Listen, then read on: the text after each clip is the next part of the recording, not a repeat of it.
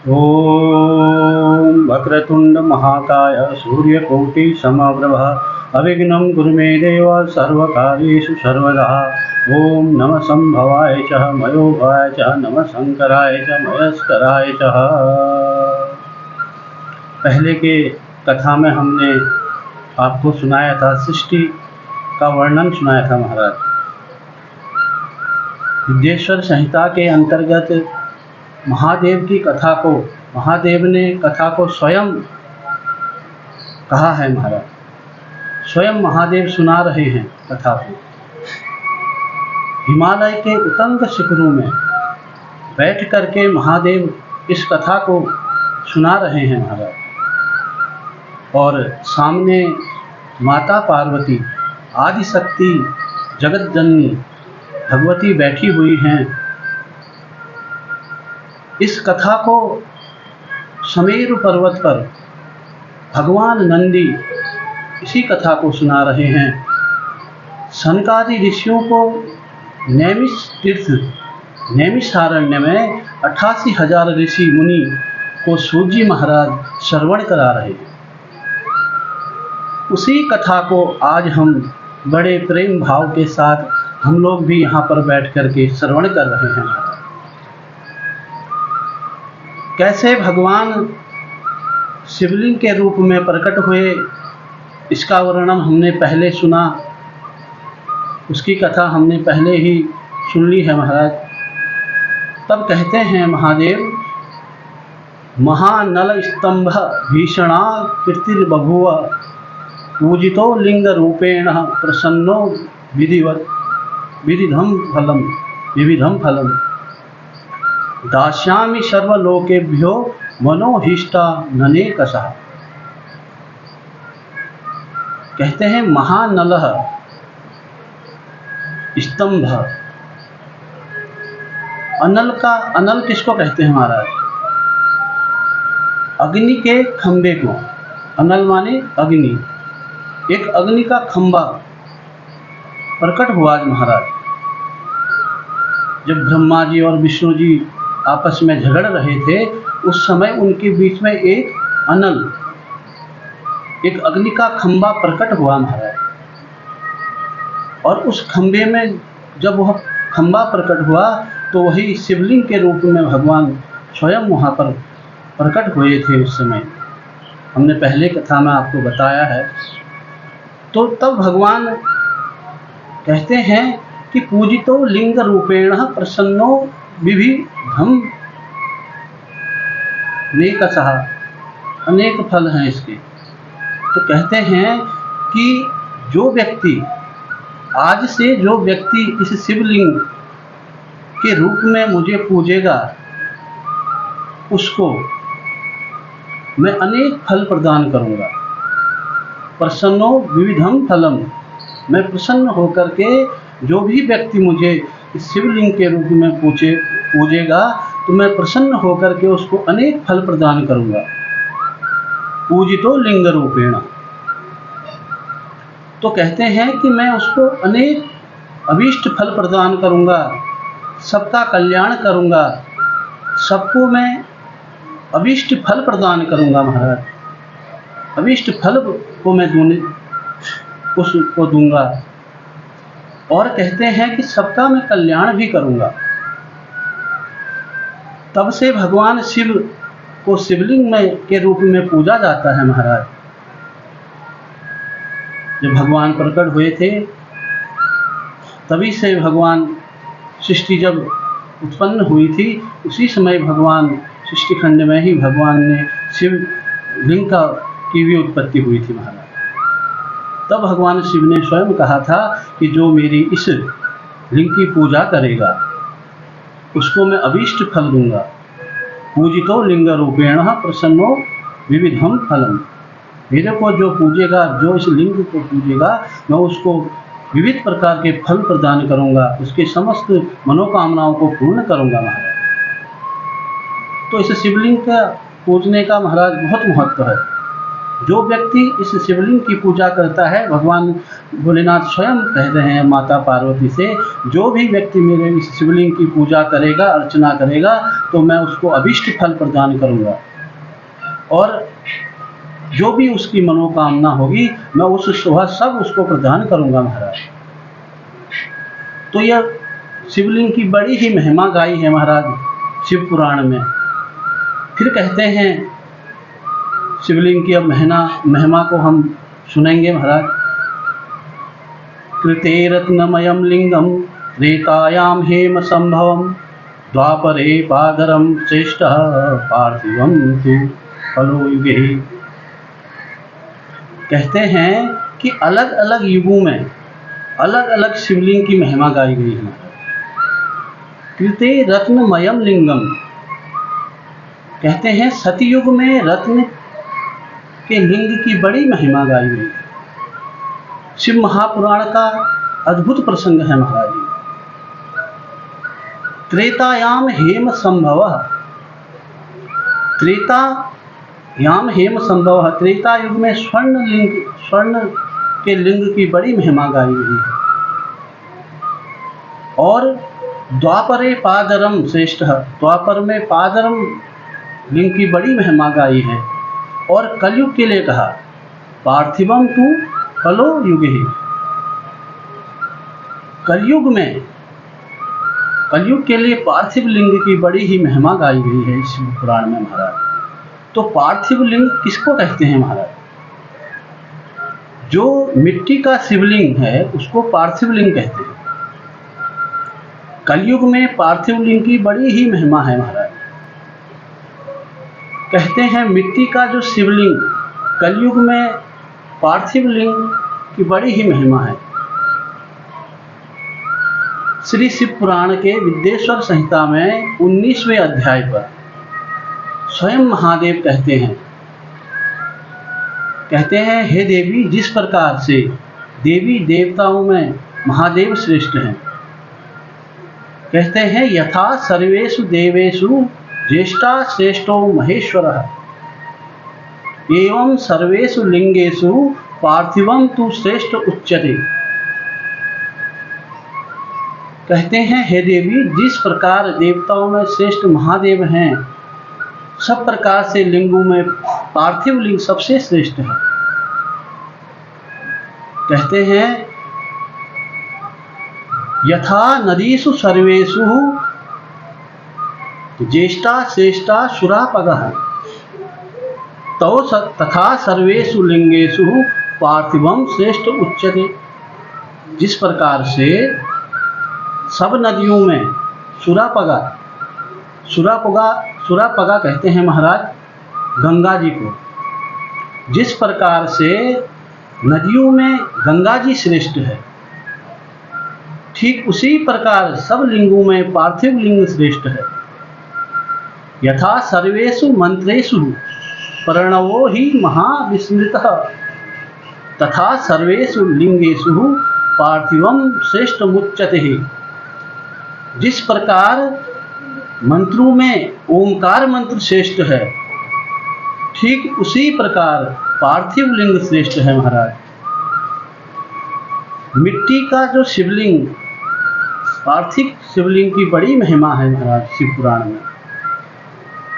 महाराज 7 जगह की मिट्टी आप ले जाओ या कहीं चूहे के द्वारा जो खोदी गई मिट्टी होती है उसको आप ले आओ, या फिर किसी साफ जगह की चिकनी मिट्टी, शुद्ध पवित्र मिट्टी लाओ। जिस प्रकार आटा गूंथते हैं, ठीक उसी प्रकार महाराज उस मिट्टी को भी आटे की तरह गूंथना चाहिए। उसी प्रकार पंचामृत में आप उस मिट्टी को गूंदिए जिस प्रकार आटा गूंदा जाता है महाराज। और थोड़ा उसमें गंगा जल भी मिला लीजिए। दूध, दही, घी, शहद और शक्कर से ये 5 पंचामृत है महाराज। इन 5 चीज़ों के साथ गंगा जल मिला करके आप उस मिट्टी को गूंदिए और ओम नमः शिवाय, ओम नमः शिवाय, ओम नमः शिवाय का निरंतर जाप करते हुए महाराज, निरंतर आप ओम नमः शिवाय का जाप करते हुए, और जब शिवलिंग जब आप बनाएं तो उस समय वह शिवलिंग 12 अंगुल से बड़ा नहीं होना चाहिए, वह पार्थिव लिंग 12 अंगुल से बड़ा नहीं होना चाहिए महाराज। 12 अंगुलम उत्तमम कहा गया, 12 अंगुल का शिवलिंग को बनाना चाहिए महाराज। कहा है लिंग प्रमाणम कर्तरीणाम 12 अंगुलम उत्तमम, 12 अंगुल का ही लिंग श्रेष्ठ माना गया है महाराज। महादेव कहते हैं कि 12 अंगुल का ही जो पार्थिव लिंग है वह श्रेष्ठ कहा गया है। महादेव केवल अकेले नहीं रहते महाराज, महादेव के साथ उनका परिवार भी साथ में रहता है। संग में गणेश जी रहते हैं, पार्वती मैया रहती हैं, और कार्तिकेय जी रहते हैं, और साथ में महाराज भृंगी, नंदी, श्रृंगी, कुबेर आदि यह सब गण भी उनके साथ रहते हैं महाराज। और उनके साथ उनका पूरा परिवार और गण भी उनके साथ रहते हैं महाराज।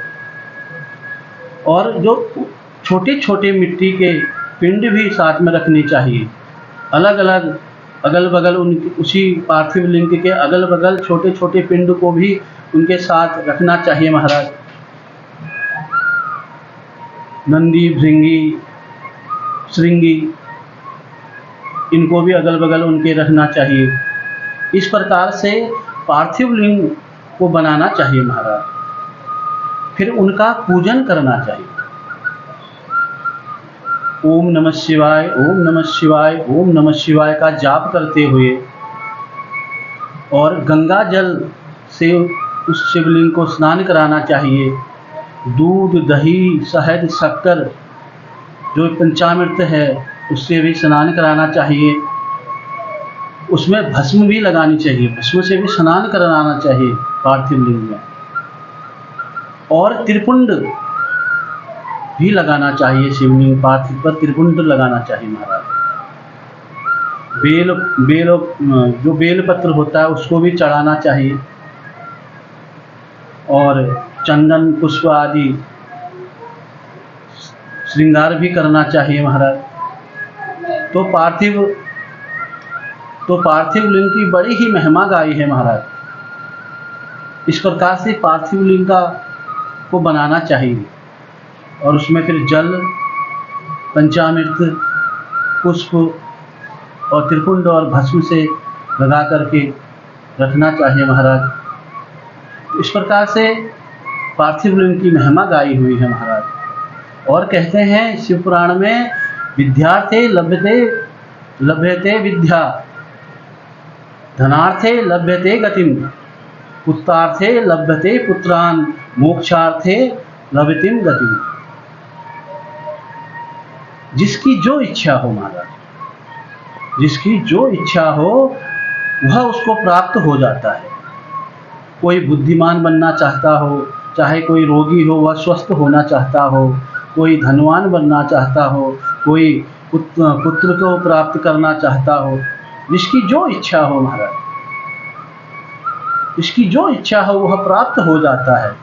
शिव पुराण में लिखा है कि 1 करोड़ पार्थिव लिंग जो व्यक्ति अपने जीवन काल में बना लेता है तो उसको क्या समझना चाहिए?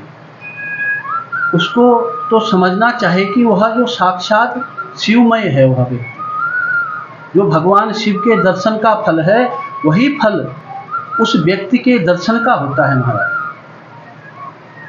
जो 1 करोड़ शिवलिंग, पार्थिव शिवलिंग बना लेता है, इतना बड़ा महत्व है महाराज। और यह 1 करोड़ जो पार्थिव लिंग बना लेता है, यह स्वयं शिव पुराण में महाराज इसका वर्णन है, प्रमाण है। तो शिव पुराण में जो माता बहनों का जो यदि किसी को संतान नहीं होती है तो वह 21,000 शिवलिंग वह बना ले जो व्यक्ति माता बहन यदि 21,000 शिवलिंग जो व्यक्ति बना लेता है या बना लेता है तो उस व्यक्ति को संतान की प्राप्ति हो जाती है महाराज। और कहते हैं जो व्यक्ति केवल संपूर्ण मनोकामनाएं पूर्ण करना चाहता हो, यदि जो व्यक्ति अपनी मनोकामनाएं संपूर्ण मनोकामनाएं पूर्ण करना चाहता हो तो उसे 10,000 पार्थिव लिंग बनाने चाहिए। यदि संतान की इच्छा हो तो 21,000 पार्थिव लिंग का निर्माण करना चाहिए। यदि मनोकामना पूर्ण करनी हो तो 10,000 शिवलिंग पार्थिव लिंग का निर्माण जो व्यक्ति कर लेता है उसकी वह संपूर्ण मनोकामनाएं पूर्ण हो जाती हैं। तो यह तो शिवलिंग की महिमा है महाराज। अब किसको कैसा शिवलिंग बनाना चाहिए?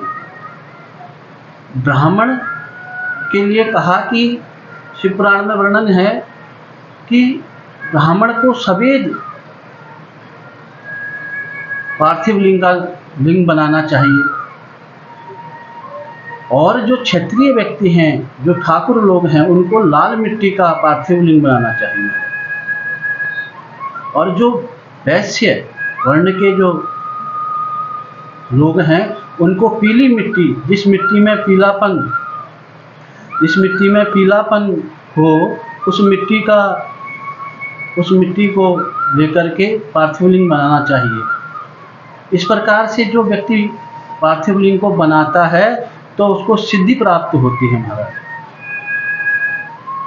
फिर कहते हैं जो अन्य वर्ग के लोग हैं उन लोगों के लिए काली मिट्टी की शिवलिंग को बनाना चाहिए महाराज। ऐसा करने से सारी जो मनोकामनाएं हैं वह पूर्ण हो जाती हैं। और तो महाराज यह पार्थिव लिंग की बड़ी ही महिमा गाई है शिव पुराण में। महादेव कहते हैं कि मेरे पूजा के सब अधिकारी हैं, कोई छोटा बड़ा नहीं है, सब मेरे पूजा के अधिकारी हैं, कोई भी मेरी पूजा कर सकता है महाराज। और शिव पुराण में अब रुद्राक्ष की बड़ी ही महिमा गाई गई है महाराज। रुद्राक्ष की बड़ी ही महिमा गाई गई है। रुद्राक्ष के लिए कहा गया है कि जो रुद्र का प्राकाट्य, रुद्राक्ष का प्राकाट्य कैसे हुआ? तो कहते हैं कि महादेव के आंख से जल गिरा, जल की बूंद गिरी कैलाश पर्वत पर। जैसे ही कैलाश पर्वत पर आंखों से जल गिरा महाराज, उसी से उसी से उसका प्राकाट्य हुआ था महाराज। रुद्र यानी शिव, अक्षर माने नेत्र, नेत्रों से जो आंसू गिरे, जो जल की बूंदें गिरी, उसके बाद रुद्राक्ष का प्राकाट्य हुआ महाराज। और रुद्राक्ष साक्षात शिवमय है, शिव का स्वरूप होता है महाराज। रुद्राक्ष को कोई साधारण नहीं समझना चाहिए। रुद्राक्ष साक्षात शिव का स्वरूप है। एक मुखी से लेकर 21 मुखी तक रुद्राक्ष का वर्णन आता है महाराज शिव पुराण में। जिस व्यक्ति को एक मुखी रुद्राक्ष मिल जाए तो समझना चाहिए कि वह शिवमय है। उस रुद्राक्ष को घर में रखना चाहिए और उसका विधि विधान से उसका पूजन करना चाहिए। एक मुखी रुद्राक्ष और 21 मुखी रुद्राक्ष, ये दोनों रुद्राक्ष महाराज शिव के समान है, शिव के स्वरूप हैं यह दोनों रुद्राक्ष। बाकी 2 मुखी, 3 मुखी, 4 मुखी, इन रुद्राक्षों की महाराज अलग अलग महिमा गाई गई है, अलग अलग महिमा गाई गई है। एक मुखी रुद्राक्ष मोक्ष को देने वाला है। एक मुखी रुद्राक्ष को पूजा के लिए सबसे सर्वोत्तम बताया गया है महाराज। एक मुखी रुद्राक्ष पूजा के लिए बहुत बढ़िया बताया गया है, सर्वोत्तम बताया गया है। एक मुखी रुद्राक्ष और 21 मुखी रुद्राक्ष, यह दोनों रुद्राक्ष मोक्ष को देने वाले हैं, क्योंकि मोक्ष से बड़ी कोई संपत्ति नहीं है महाराज। यत धाम परम पद, जो एक बार उस परम धाम को पहुंच जाता है, प्राप्त कर लेता है, वह दोबारा वापस नहीं लौटता महाराज। ऐसा वह परम धाम है। शिवलोक ऐसा परम धाम है महाराज। दो मुखी रुद्राक्ष और दो मुखी रुद्राक्ष उसको धारण करने से, दो मुखी जो रुद्राक्ष है उसको धारण करने से संपत्ति, धन संपत्ति की प्राप्ति होती है महाराज। और तीन मुखी रुद्राक्ष को धारण करने से ब्रह्मा का स्वरूप होता है तीन मुखी रुद्राक्ष, और चार मुखी जो रुद्राक्ष होता है वह विष्णु का स्वरूप कहा गया है। विष्णु का स्वरूप चार मुखी रुद्राक्ष। छह मुखी जो रुद्राक्ष है वह कार्तिकेय जी का स्वरूप माना गया है, और जो आठ मुखी रुद्राक्ष है वह भैरव बाबा का स्वरूप माना गया है। अलग अलग रुद्राक्ष की महाराज अलग अलग महिमा गाई हुई है। इसलिए बिना रुद्राक्ष के शिव पूजा अपूर्ण मानी गई है, अधूरी मानी जाती है महाराज। शुद्ध अवस्था में रुद्राक्ष को धारण करना चाहिए, अशोच अवस्था में रुद्राक्ष को धारण नहीं करना चाहिए। जब भी हम पूजा करते हैं तो हमें उस समय रुद्राक्ष को धारण करना चाहिए। पूजा करते समय हमें रुद्राक्ष धारण करना चाहिए। यदि हम रुद्राक्ष धारण नहीं करते हैं तो हमारी पूजा अधूरी मानी जाती है। तो हमें पूजा करते हुए रुद्राक्ष धारण करना चाहिए।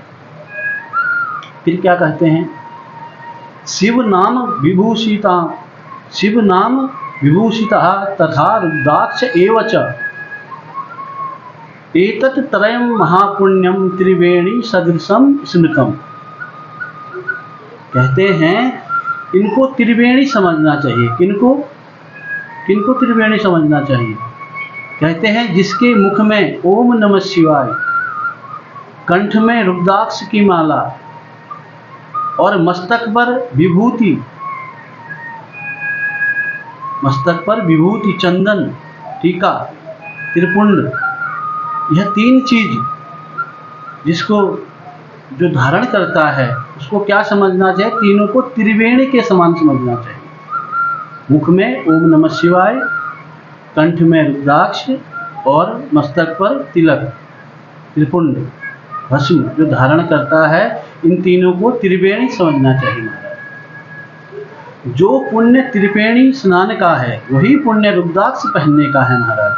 ओम नमः शिवाय बोलने का, मस्तक पर त्रिपुंड धारण करने का, इन तीनों को धारण करने का यह त्रिवेणी कही गई है। शिव पुराण में इसको त्रिवेणी कहा गया है।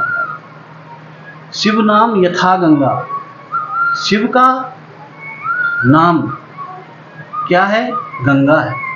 शिव का नाम लेने के बाद जब हम शिव का नाम लेते हैं गंगा के समान हमारा शिव नाम यथा गंगा। जैसे गंगा मैया हमारे तन और मन को धोने वाली है, ठीक उसी प्रकार से हमारे भोलेनाथ, बाबा भोलेनाथ, शंकर बाबा, यह हमारे इनका जो नाम है वह नाम क्या है? तन और मन को स्वच्छ कर देता है, निर्मल कर देता है, पवित्र कर देता है। शिव का नाम गंगा है, त्रिपुंड का मतलब त्रिपुंड यमुना है, और रुद्राक्ष सरस्वती का स्वरूप है महाराज। विभूति अब कहते हैं कि विभूतिर यस्य नो भाले ना अंगे रुद्राक्ष मालया नासे शिवमयी वाणी तजेत अधम यथा। जैसे किसी अशुद्ध व्यक्ति को त्यागा जाता है, ठीक उसी प्रकार उस व्यक्ति को भी त्याग देना चाहिए। इस व्यक्ति को जिसके सिर पर त्रिपुंड नहीं लगा हो, जिसके सिर पर तिलक नहीं लगा हो, जिसके गले में, जो अपने गले में माला नहीं धारण करता हो और जो अपने मुख से भोले बाबा का नाम न जपता हो, न लेता हो, ऐसे व्यक्ति को त्याग देना चाहिए। यह बात स्वयं महादेव कह रहे हैं। जो त्रिपुंड न लगाता हो, मस्तक पर तिलक न लगाता हो, रुद्राक्ष को कभी न पहनता हो, या ओम नमः शिवाय का जो व्यक्ति जाप न करता हो, ऐसे व्यक्ति को अधम श्रेणी में कहा गया है, अधमी कहा गया है। उसका त्याग कर देना चाहिए। जो मस्तक पर तिलक नहीं लगाता और गले में कभी रुद्राक्ष नहीं पहनता और जो ओम नमः शिवाय का जाप नहीं करता कभी, उसको त्याग देना चाहिए। फिर कहते हैं कि बिल्वपत्री की बड़ी अब महिमा बता रहे हैं महाराज। बिल्वपत्री की कहते हैं कि जो बिल्वपत्री है साक्षात भगवान का स्वरूप है। किसका स्वरूप है बिल्वपत्री? भगवान का स्वरूप, भगवान शंकर का स्वरूप कहा गया है बिल्वपत्री। कहते हैं संसार मूल भूतानाम महापातकानाम महामुने शिव नाम कुठारेण विभासो जायते ध्रुवम्। शिव नाम कुठारेण कहते हैं कि शिव नाम के प्रभाव में से यदि किसी का बहुत बड़ा पाप भी होता है ना, तो वह यदि बहुत बड़ा पाप का संग्रह भी यदि किसी ने कर लिया, तो मानो किसी ने बहुत ज़्यादा पाप भी कर लिया, तो शिव नाम कुठारेण, शिव नाम से वह पाप भी नष्ट हो जाता है। पूजयेत बिल्व मूलयो गंध पुष्पादिभिर्नरे, पूजयेत बिल्व मूलो गंध पुष्पादिभिर्नरे शिवलोक मोवाप्नोति संतति ही वर्धते सुखम। बिल्वपत्री के वृक्ष की बड़ी ही महिमा गाई है। बिल्वपत्र के मूल की पूजा, तने की पूजा, बिल्वपत्र के वृक्ष की पूजा की बड़ी महिमा गाई है शिव पुराण में। इसी में एक कथा भी आती है महाराज। एक गधा था महाराज, गधा। ये जो गधा था, जो पशु बनते हैं, जब जन्म जन्मांतरों के पाप ही तो हैं, गाय बनना, पशु बनना, गधा बनना, कुत्ता बनना, ये सब जन्म जन्मांतरों के ही पाप होते हैं महाराज। तो वह गधे का काम क्या होता है, ये सब जानते हैं कि गधे को बोझा उठाना होता है, मालिक उसको डंडे से पीटता है, बार बार मालिक उसको मारते रहता है, तो गधा सामान बोझा उठाते रहता है। तो महाराज जो गधा है वह दिन रात बोझा उठाते रहता है, सामान ढोता रहता है। तो एक गधा, जो ये गधा है वह भी सामान ढो रहा था, तो एक जगह पर उसके ऊपर बहुत सारा सामान डाल दिया था महाराज। बोझा उसके ऊपर बहुत ज़्यादा उस दिन रख दिया था, तो वह गधा उस बोझे को उठा नहीं पाया और चलते चलते वह गधा गिर पड़ा। और जब वह गधा गिरा तो वह उसी सामान के नीचे आकर के मर गया महाराज। जैसे ही उस गधे के प्राण निकले तो उसके अंदर का जब वह जीव बाहर निकला, तो उसे लेकर के जब यमपुरी जाने लगे यमराज के दूत, तो कहते हैं कि उसी समय नंदी, भृंगी, श्रृंगी, जो भी महादेव के गण हैं महाराज, वह प्रकट हो गए। उन महादेव के गणों ने महाराज जब वहाँ प्रकट हुए, और जब प्रकट हुए तो उस जीव को नरक जाना था महाराज, उस गधे को नरक जाना था।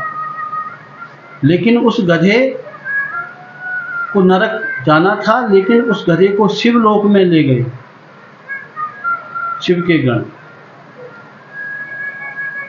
बोलो, जब वह गधा था जो नरक में जाना था उसको, लेकिन भगवान शंकर के गण आकर उसको कहाँ ले गए? शिवलोक ले गए। बोलिए शंकर भगवान की जय हो। तो महाराज अब यमराज स्वयं जाकर के शिवलोक पहुंच गए महाराज, और स्वयं जाकर के पूछने लगते हैं, कहते हैं प्रभु ये आपकी क्या लीला है, ये आपकी कौन सी लीला है? इस गधे ने तो बहुत पाप किए हैं, इसको तो अभी नरक भोगना था, आपने इसको शिवलोक दे दिया। तब महादेव कहते हैं कि जिस स्थान पर यह गधा, इस गधे ने प्राण त्यागे हैं, जिस स्थान पर इस गधे ने प्राण निकले हैं, उस स्थान पर बहुत पुराना एक बेलपत्र का वृक्ष था। उस स्थान पर एक बेलपत्र का वृक्ष था। आप ध्यान देना महाराज, आप बेलपत्र की कितनी बड़ी महिमा है।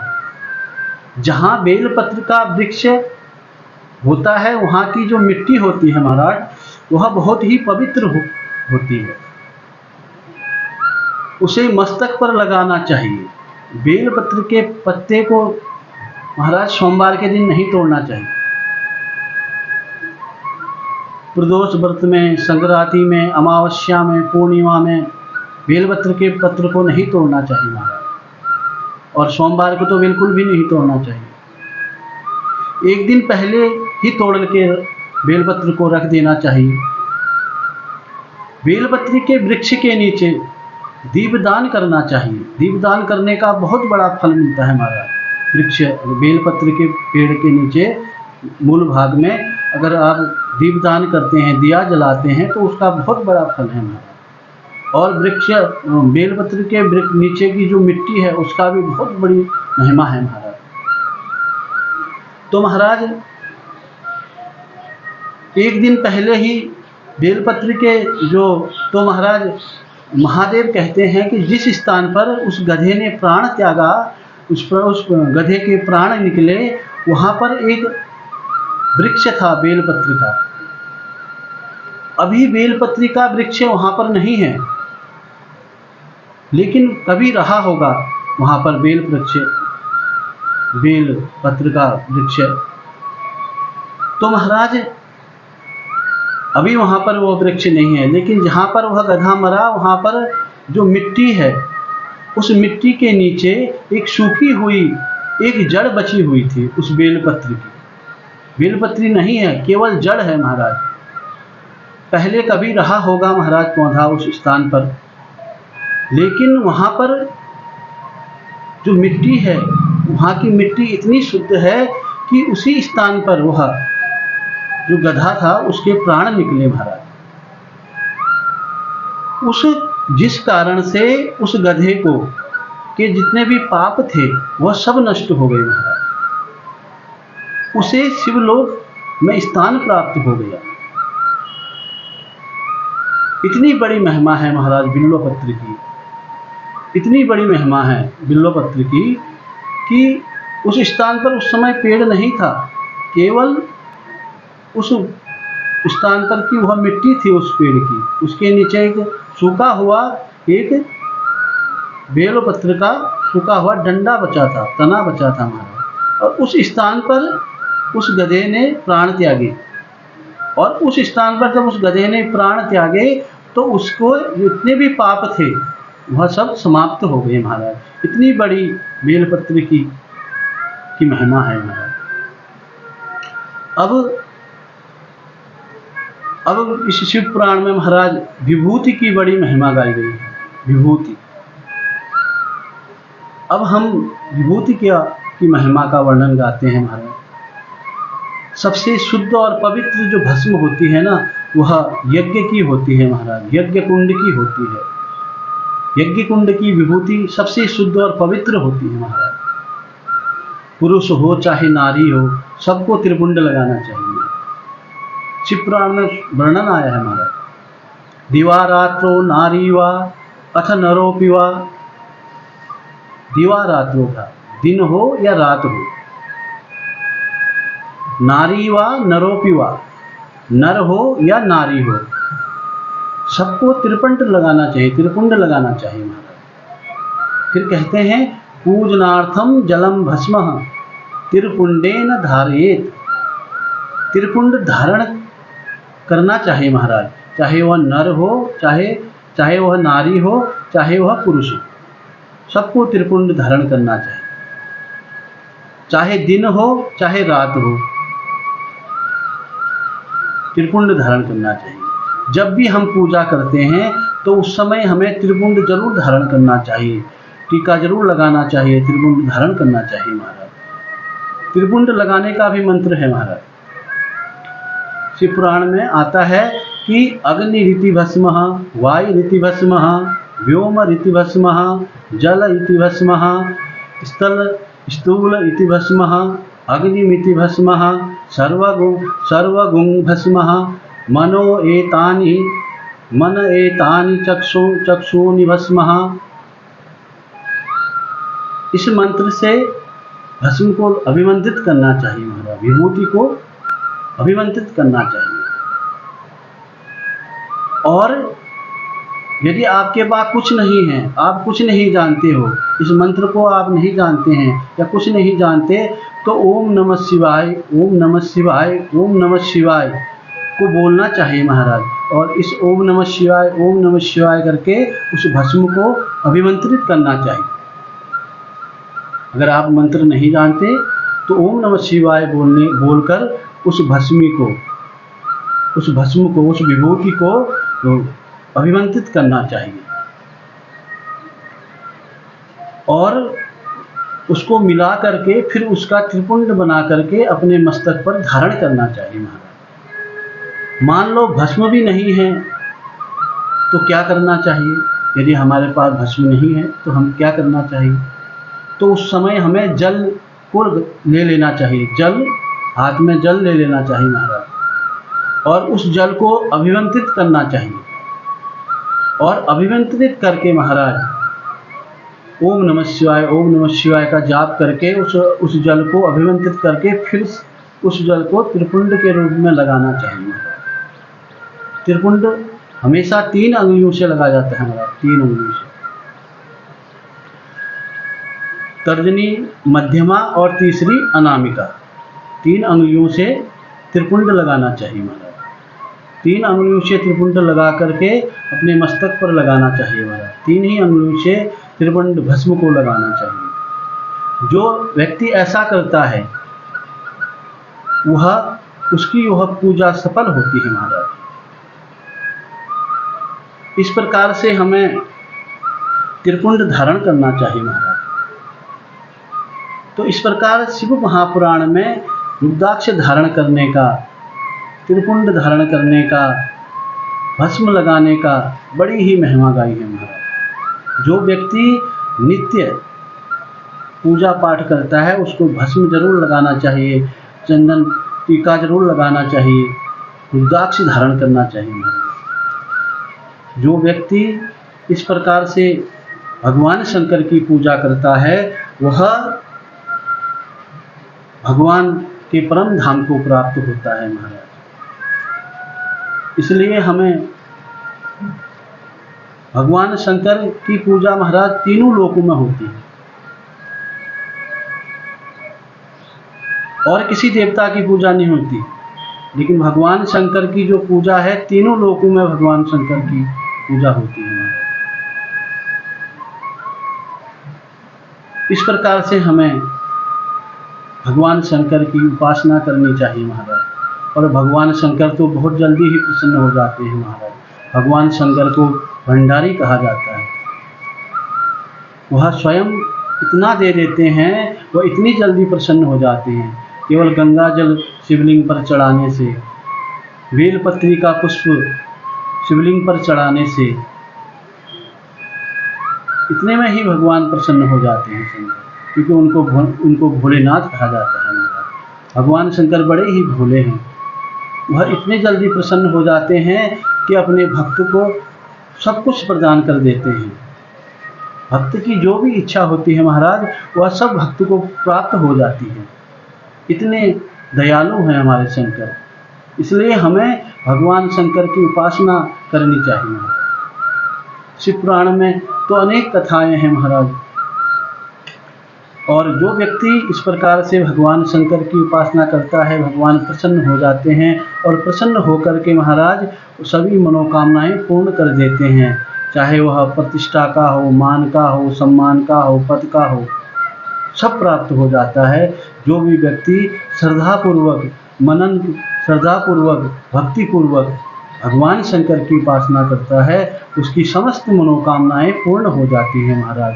इसलिए भगवान शिव शंकर जो हैं बड़े भोले हैं, बड़े भाले हैं महाराज, और वह जिस पर एक बार कृपा करते हैं फिर वह सदा खुश रहता है, प्रसन्न रहता है, आनंदित रहता है।